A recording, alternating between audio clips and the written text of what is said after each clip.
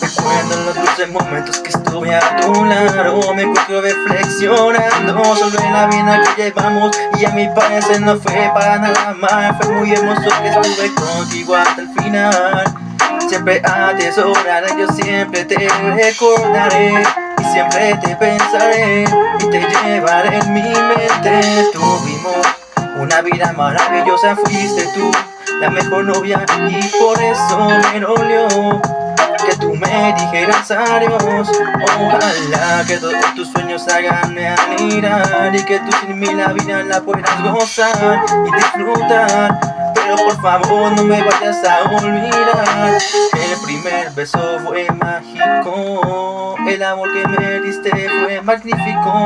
Te juro que jamás te moraré y tampoco trataré de quitarte de mi ser. Te enseñaron a ser muy fuerte y que el amor no hay nada por qué temerle. Gracias por todo el tiempo que me diste, aunque sí estoy un poco triste, porque ya no recibiré abrazo ni consuelo, ni tampoco recibiré mucha presión por un buen tiempo. Pero ahora solo miraré al cielo y voy a contener mi llanto, aunque me sienta solo, ya que no estás más a mi lado.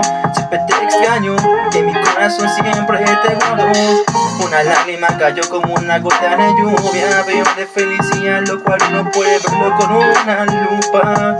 La sonrisa que en mi cara hay, estando consciente que te voy a extrañar. Sé feliz porque yo también lo estaré.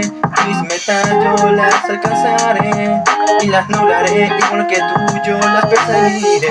Estoy muy orgulloso de que por lo menos nuestro amor duró por un tiempo.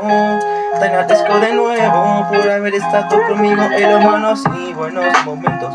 Cuando piense en ti voy a sonreír, cuando piense en ti lloraré, pero estando feliz porque seguiré agradecido contigo, y con esta canción yo me despido.